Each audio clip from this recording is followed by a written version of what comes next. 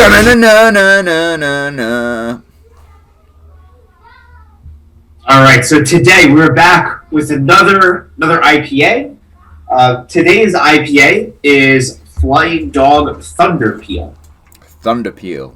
Thunderpeel, yes. And we also have our glasses again. Now, I do want to have a fascinating story about how Flyingdog got its name. So as we're pouring, I will tell you the tale. So Actually, I was going to say, 1 second before we do that, in case somebody hasn't seen our previous episodes, we should say, these wonderful glasses are specially designed for IPAs by the people at Beer Throne, and there's a code down below where you can get some fantastic beer glasses.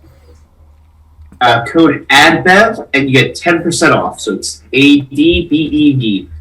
And we will put a link to beerthrow.com, and we'll remind you of the code in the description. So anyway, let's pull that. In 1983, George Stranahan was the founder of Flyingdog. Richard McIntyre and a crew of 10 close friends decided to climb K2 Mountain, which is the second highest mountain in the world.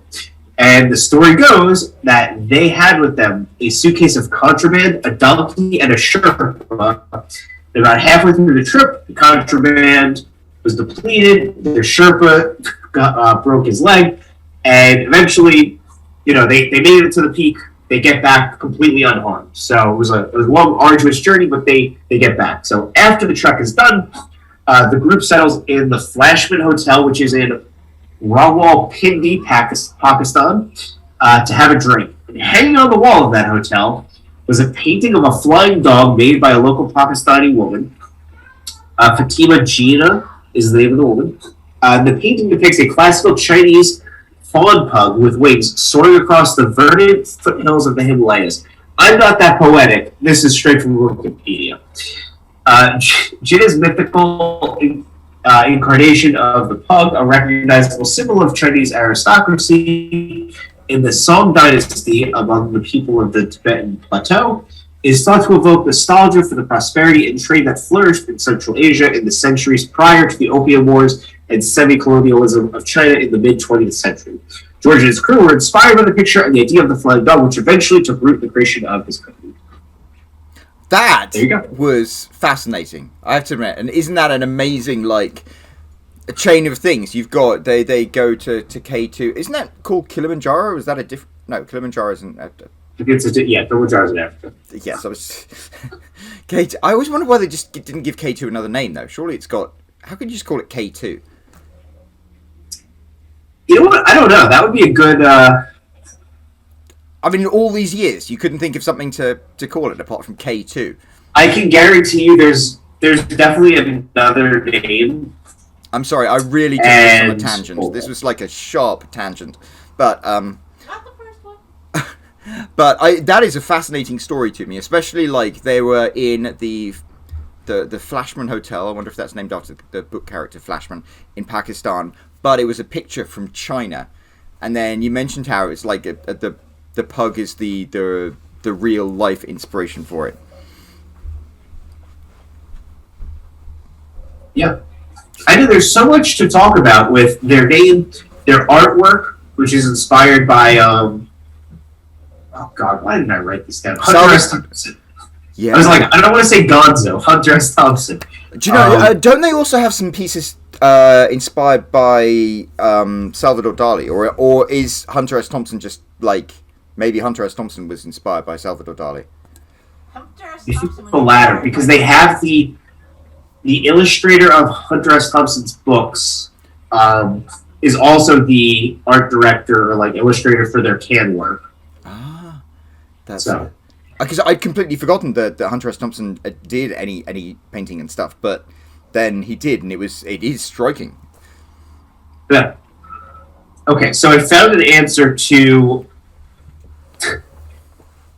We're really going down the rabbit hole here. Okay, the name K2 is derived from the notation used by the Great Trigonometrical Survey of British India. Thomas Montgomery made the first survey of the Karakoram from Mount Harumuk. I really apologize. I'm sure my pronunciation is awful on these. some 210 kilometers to the south and stretch the two most prominent peaks, labeling them K1 and K2, where the K stands for Karakoram. So there you go. That's why it's called K2. So it's Karakoram 2, basically. It's also interesting that it's K2 is obviously higher than K1, and yet maybe it's just he's going in like a line versus like what's the highest peak. It sounds to me like there was somebody doing important work in British colonialism who didn't have his shit together that day. Yeah. He could have done so much better. You're right. I mean, even just calling it K1 because it was the taller, that just would have made sense. But nope. I will say this. It's interesting that he wasn't just like, this is my mountain now. And named it after himself. Do you think his wife yelled at him? He got back 2 years later, and then he was like, yes, mother, while I was there, I discovered the second highest mountain in the world. And she's like, and you didn't name it after us. Now all my friends they're never gonna know, like, it should be called like Mount U. And yeah, that really was a tangent. I thought we'd cut off that tangent before, and then like you brought it back to the whole thing. And I was really curious, and I knew that our listeners would be too, so. But actually, this is relevant. Flyingdog should hopefully appreciate the fact that their story of how they got their logo and stuff like that had led us on this rabbit hole because we found it so engrossing. Right. Anyway, so let's try the beer. Yes, it's a beautiful, glowing orange. It is. This definitely has more of the bitterness that you'd expect from an IPA. Let's see if they have the IBUs on this. Because the last one was 45. Right. So our first in our IPA series was Deschutes. That was 6.5 ABV. This is 6.2 ABV. I don't see the IBUs on this though. Why would you not have the IBUs on it, Flyingdog? You know that guy who couldn't think of a better name for the mountain except for K2? Right. That's the same level of attention that you're putting to the IBUs in your cans. Right. So there we go. And I wonder if it's actually, well, I guess the bitterness would have to be, because that's what IBU is measuring, is the bitterness. I was going to say some hops are more the aromatic and some are more of the tasting ones. This might have more of the tasting ones. Maybe. That also contributes to the higher IBU. So it's a weird description, but it's kind of sharp. It goes straight down the throat in kind of a pleasant way. Yeah, I think this is a little bitter for my liking. I'm glad we tried it, but I don't think that I would put it to you this way: if you're a person who really likes bitter IPAs, this is a great beer. If you're not, like I'm not, I wouldn't have this again.